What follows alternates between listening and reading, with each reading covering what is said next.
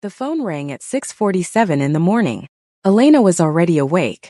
She had been awake since 5, sitting at the desk in her hotel suite in a silk ivory robe, her laptop open, 3 contracts on the screen and a cup of coffee going cold beside her untouched. She had not slept well.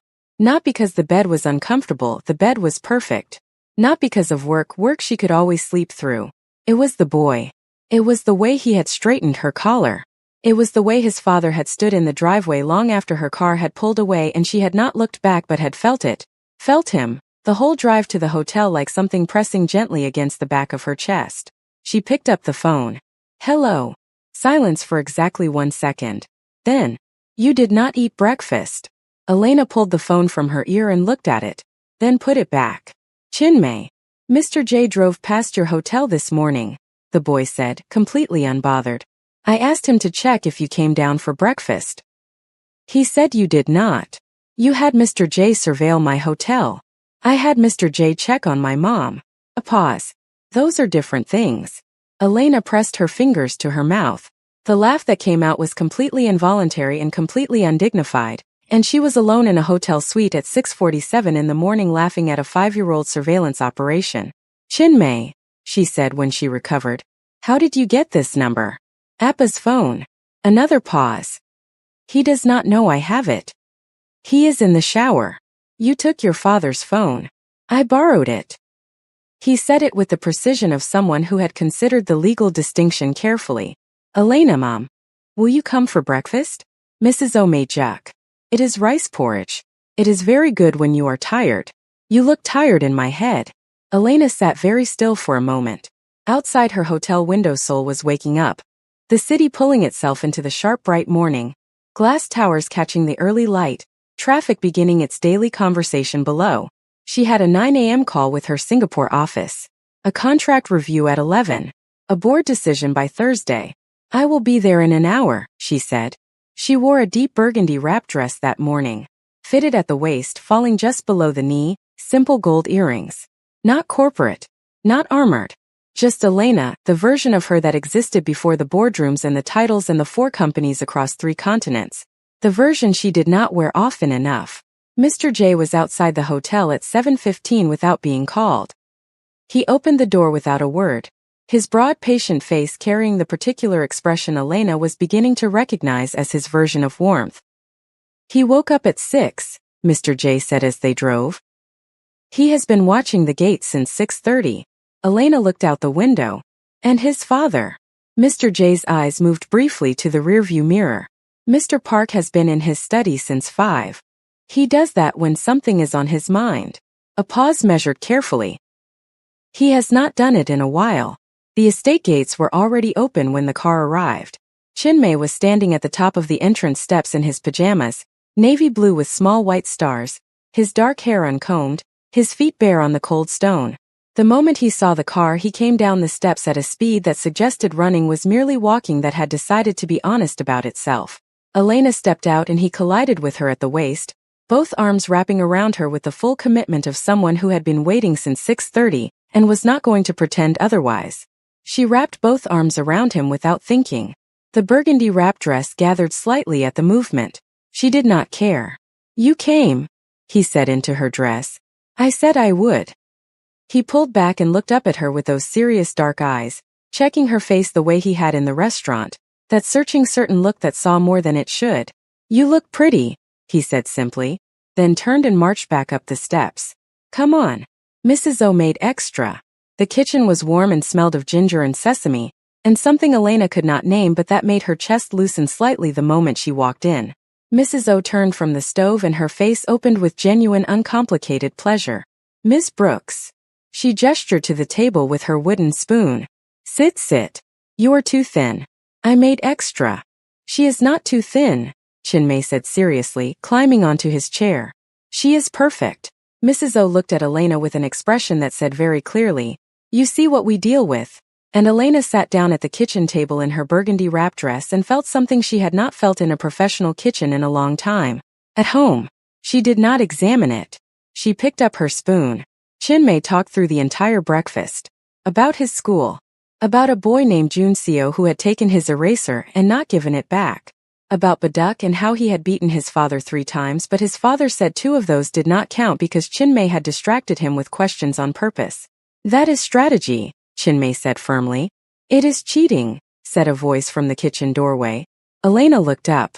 Chinmay stood in the doorway in a dark charcoal suit, his tie not yet fastened, hanging loose at his collar. His dark eyes moved from Chinmay to Elena and something crossed his face briefly. Not surprise exactly, but something that recalibrated quietly behind his composed expression. You came for breakfast, he said. Your son is very persuasive, Elena said. He took my phone. He borrowed it. Elena kept her face completely straight. Those are different things. Chinmay looked at Chinmay. Chinmay ate his juk with focused innocence. Chinmay pulled out the chair across from Elena and sat down. Mrs. O placed a bowl in front of him without being asked. He picked up his spoon and for a moment the 3 of them sat in the warm kitchen in the early Seoul morning eating rice porridge while the city outside moved through its first hours and the light came through the kitchen window in long clean lines across the table. It was the most ordinary thing. It was the most extraordinary thing. I have a meeting at 9, Elena said eventually. I know, Chinmay said. E&B Group. Singapore office. Quarterly review. Elena set her spoon down slowly. You looked into me. You were in my car. You were in my house. You were at my kitchen table. He met her eyes without apology. Of course I looked into you. She held his gaze. And you built something real. He said it simply. No performance, no flattery. Just the clean delivery of a fact that had impressed him, and he saw no reason to dress up. 4 companies. 12 years. No inheritance. No partners who carried you. He picked up his spoon again. You did it alone. The kitchen was quiet for a moment. So did you, Elena said. Chinmay looked up at her. Something moved behind his dark eyes. Acknowledged, filed, respected. Chinmay looked between them both and put another spoonful of juk in his mouth. Welcome to Black Silk Stories, the home of Afro-Korean stories that hit different. Subscribe, drop a comment, and do not go anywhere. This is only the beginning. She left for her meeting at 8:45 in a car Mr. J arranged without being asked. She changed at the hotel into her corporate armor, a structured black blazer over wide-leg ivory trousers, pointed black heels, hair pulled back clean and sharp. The transformation was complete and deliberate. Elena Brooks the woman was one thing. Elena Brooks the CEO was another. She had learned early how to wear both and when. The Singapore call went well. The contract review at 11 went better. By 2 in the afternoon she had closed a deal that her legal team had been circling for 6 weeks. And she did it in 40 minutes from a glass-walled conference room on the 14th floor of a Seoul office building, while the city spread out below her like something that did not know yet who she was. It would learn. Her phone buzzed at 2:30. A message from a number she did not have saved. Chinmay wants to know if you like Han River at sunset. He says it is important. HV. Elena stared at the message for a long moment in her corporate blazer and ivory trousers in the back of a car moving through Seoul afternoon traffic. She typed back. Tell him yes. 3 minutes passed. He says good. He also says to wear something nice. His words, not mine. HV. Elena looked out the car window at Seoul passing by. The corner of her mouth moved. She typed. Tell him I always do. She wore a deep forest green midi dress that evening. Draped fabric, one shoulder, gold cuff bracelet on her wrist. Simple and devastating in the way that certain dresses are, not trying, just arriving. The Han River at sunset was everything Seoul kept quiet about. The water caught the fading light in long gold ribbons, the city skyline behind it turning amber and rose, the bridges lit softly in the early evening. People moved along the riverside path in the warm air. Couples, families, old men with their hands behind their backs walking the slow deliberate walk of people who have earned their evenings. Chinmay was already there when she arrived. He stood at the riverside railing in a dark suit, his jacket on despite the warmth, watching the water. Chinmay stood beside him on a small bench he had climbed to make himself taller, his hands on the railing, his dark eyes on the river. He heard her before he saw her. MOM. He jumped off the bench and ran toward her across the riverside path with his arms already open, his small suit jacket flapping behind him. She caught him. His feet left the ground briefly. He laughed, that full unguarded laugh she had not heard yet, completely different from his serious face, younger and wilder and completely free. She set him down and he grabbed her hand immediately and pulled her toward the railing. Look, he said, pointing at the river. When the sun goes all the way down, the lights come on the bridges. Appa showed me the first time when I was 3. I did not remember it properly, so he brought me back. He looked up at her. Now I want you to see it too. Elena looked at the river, then at the boy, then at the man standing at the railing watching her with an expression she was beginning to know. That composed face with something alive and unguarded moving very quietly behind it. Thank you for coming, Chinhei said. Thank you for the invitation. She moved to the railing beside him. Chinmei wedged himself between them immediately, both hands gripping the rail, eyes on the river, satisfied. They stood in a comfortable silence for a moment. The kind of silence that two people only find when something between them has already decided to stop being formal. Seo Jian, Elena said quietly. Chinhei did not look at her. Yes. What did you do? A pause. Her restaurant membership has been revoked. Her husband's company lost 2 significant contracts this morning. Her name has been removed from 3 charity boards she valued more than her own family. He turned the collar of his jacket slightly against the river breeze. She made a phone call this afternoon trying to find out why. Nobody took it. Elena was quiet for a moment. I told you I fight my own battles, she said. You did. He turned to look at her directly. I fought this one because it was in my house. You became mine the moment Chinmei took your hand. What is mine I protect. That is not negotiable, and it is not personal. The river moved below them. The sun was almost gone now, the sky deepening from amber to a rich bruised purple above the Seoul skyline. It feels personal, Elena said quietly. Yes, Chinhei said. His voice was lower now. It does. Chinmei looked up at the sky, then at his father, then at Elena. The lights are coming, he whispered. And they did. One by one the bridge lights came on across the Han River, reflecting in long trembling lines across the dark water, the city announcing itself in gold and white against the evening sky.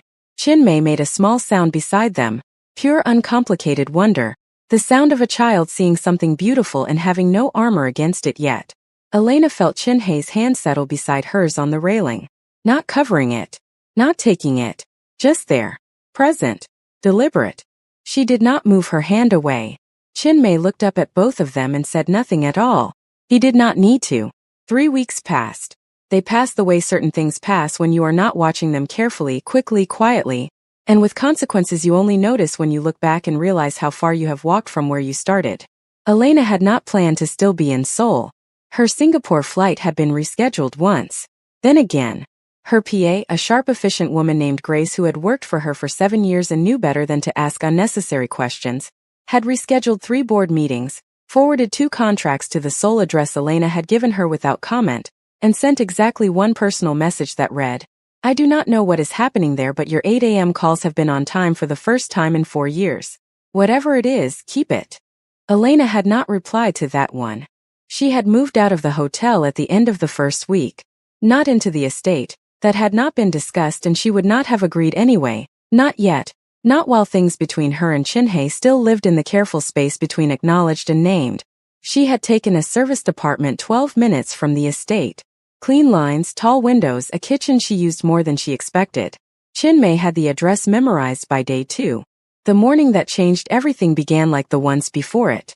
Elena was at her apartment desk by 7 in a crisp white tailored shirt and high-waisted charcoal trousers. Corporate but stripped down, the version of armor she wore when the work was serious, but the day had not fully decided what it was yet. 2 laptops open. Coffee hot this time. A conference call with her London office in 20 minutes. Her doorbell rang at 7:08. She opened the door.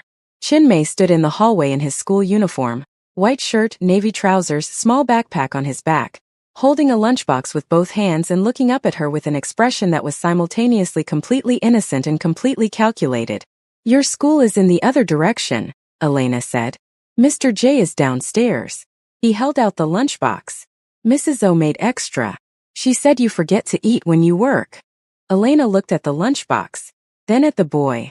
Chinmei, I have a call in 20 minutes. I know. He was already walking past her into the apartment. I will be quiet. I just want to sit with you for a little bit before school. He set the lunchbox on her kitchen counter, climbed onto the bar stool and opened his backpack. I have reading to do anyway. Elena stood at the open door for a moment. Then she closed it. She sat back down at her desk.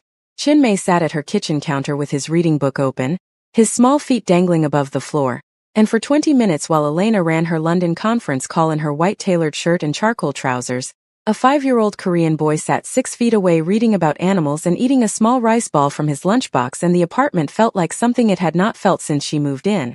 Occupied. Warmly, completely occupied. When the call ended, she looked over at him.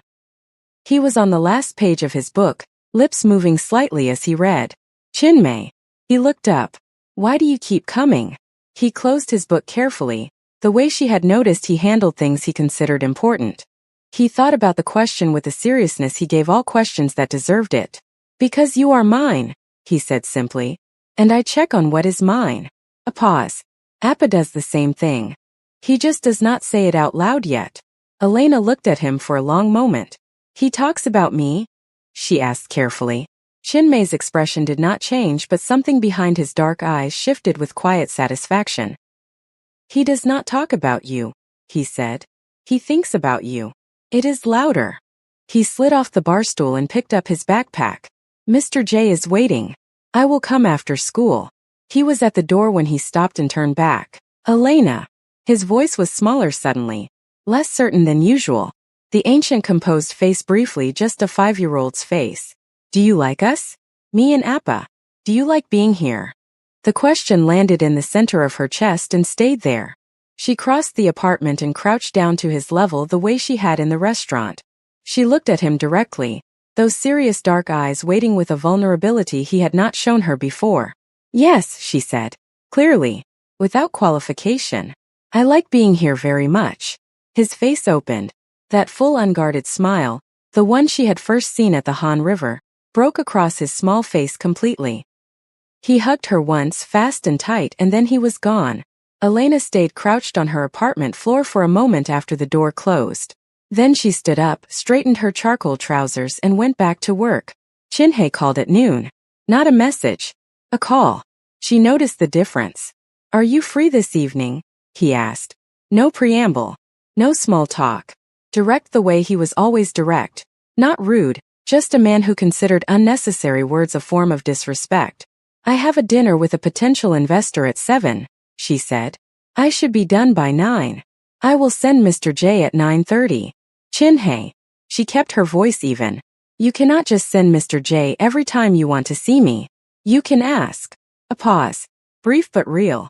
Elena. His voice shifted slightly lower, more careful. Will you come this evening? After your dinner. There is something I want to say to you, and I have been deciding how to say it for 3 weeks, and I am done deciding. The line was very quiet. 9:30, she said. 9:30, he confirmed. And then almost so quiet she nearly missed it. Thank you. The investor dinner was at one of Seoul's finest rooftop restaurants. Elena wore a floor-length deep navy gown, structured at the shoulder, open at the back, the kind of dress that was both armored and devastating depending on the angle. Her hair was up, diamond studs at her ears.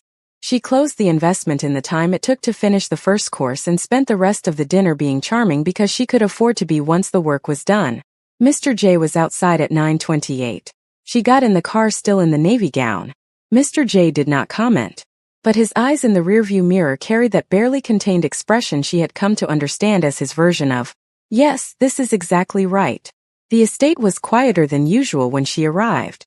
The house lights were low, the grounds dark and still, the old trees along the driveway moving gently in the night air. Chinmay was on the back terrace when Mr. J brought her through, a wide stone terrace overlooking the estate gardens, low outdoor lights casting warm gold across the space, 2 chairs and a small table between them. He was standing at the terrace edge in a dark suit, a glass in his hand, looking out at the garden. He heard her and turned. He saw the navy gown. Something moved across his face that he did not try to control this time. He let it move. He let her see it. You look, he started. You said you had something to say, Elena said, not cutting him off, steadying them both. She crossed the terrace and stood beside him, the night air warm around them, the garden dark and fragrant below. He turned to face her fully. 3 weeks ago my son walked into a restaurant and decided something, he said. I have spent 3 weeks watching him be right. He set his glass down on the terrace railing and looked at her with those dark eyes completely unguarded. No calculation, no performance, just Chin-Hae Park standing in front of a woman and telling the truth. You came back every time. Not for me. Not because you had to. You came back because something in you recognized something in us, and you were honest enough not to walk away from it. Elena held his gaze. He told me this morning that you think about me, she said quietly. That it is loud. Something that was unmistakably almost a smile crossed Chin-Hae's face. He talks too much. He talks exactly enough. Chin-Hae stepped closer. Not rushed. Not uncertain. The way he did everything deliberately, completely, with full knowledge of what he was doing and why. I am not an easy man, he said quietly. I carry things that do not have clean edges. My world is not simple, and it does not become simple because I want it to. I cannot promise you uncomplicated. His eyes held hers steadily. But I can promise you that what Chin-Mei saw in you the moment he looked across that restaurant, I saw it too. I saw it, and I have not stopped seeing it since. The garden was quiet below them. Seoul hummed beyond the estate walls. The warm night air moved through the old trees and brought with it the smell of something green and alive. Chin-Hae, Elena said. Yes. I run 4 companies. I have sat across from some of the most dangerous men in 3 continents and not moved. She took one step toward him. I am not afraid of the uncomplicated. I never was. He looked at her for a long moment. Then he reached out and took her hand. Not the way Chin-Mei had taken it, small and urgent and certain, but slowly, his fingers closing around hers with a deliberateness that said everything his composed face would not. Then stay, he said. Not in a hotel. Not in an apartment 12 minutes away. Stay here. In this house. In this life. Let my son call you what he already calls you. His thumb moved once across her knuckles. Let me learn how to say it too. Elena looked down at their hands, then up at his face. You are asking me to stay in Seoul, she said. I am asking you to stay with us, he said. Seoul is just where we are. The old trees moved in the warm night air above the garden. The estate lights glowed gold and quiet around them. And Elena Brooks, founder of ENB Group of Companies, billionaire CEO, the woman who had walked into a restaurant alone and walked out with a family she did not see coming, looked at this man who had learned to carry everything alone and was standing in front of her asking to put some of it down. Yes, she said. It was the simplest word she had ever said. It carried everything. Chin-Hae brought her hand to his mouth and pressed his lips to her knuckles once. Unhurried, certain, the gesture of a man who had made his decision and was done with the distance. A sound from the doorway behind them. They both turned. Chin-Mei stood at the terrace door in his pajamas, the navy ones with the small white stars, his dark hair sticking up on one side, his small face pretending to be surprised in the least convincing performance Elena had ever witnessed. I could not sleep, he said innocently. You have been standing there the whole time, Chin-Hae said. A pause. Only since she arrived, Chin-Mei said with great dignity. Elena laughed. The full real laugh. The one she did not produce for boardrooms or investors or any room that required her to be something. The laugh that belonged only to her. It came out completely and Chin-Hae watched it happen with an expression she had never seen on his face before. Open. Fully, completely open. Chin-Mei crossed the terrace and walked directly between them, and took one of each of their hands in his small ones. He looked up at Elena, then at his father, then back at Elena. I told you, he said simply. You told us, Elena agreed. Chin-Mei nodded once with the satisfaction of a man who has built something from nothing and watched it stand. Then he leaned against Elena's side, still holding both their hands, and looked out at the dark garden with his small face entirely at peace. Chin-Hae looked at Elena over the top of his son's head. She looked back at him. Between them the boy stood holding the hands of 2 people he had decided belonged together and breathed slowly in the warm Seoul night like everything was already exactly as it should be. Because it was. It had been, perhaps, since a chair scraped against a marble floor in Arya restaurant and the smallest, most certain person in Seoul decided to stand up. And that, beloved, is how it ends. Not with noise. Not with grand declarations made for an audience. But with a little boy in star pajamas standing between 2 people on a dark terrace, holding their hands, looking out at a garden he always believed would one day be full enough. Chin-Mei was 5 years old. He was never wrong. You just finished, Daddy, I brought you someone. A Black Silk Stories original. Elena Brooks came to Seoul for a business lunch. She left with a son who claimed her across a restaurant and a man who learned, after 3 years of carrying everything alone, that some things are worth setting down. Chinmay did not need a grand plan. He just needed to see clearly. And he always did. If this story found you, if it cracked something open that needed cracking, then you are exactly where you belong. Black Silk Stories, where every Afro-Korean story is told with the full weight it deserves. No apologies. No half measures. Just stories that hit different because they are built from something real. Like this video if Elena and Chinhae earned it. Subscribe because the next story is already waiting. Drop a comment and tell us, what was the moment that got you? We will see you in the next one. Thank you.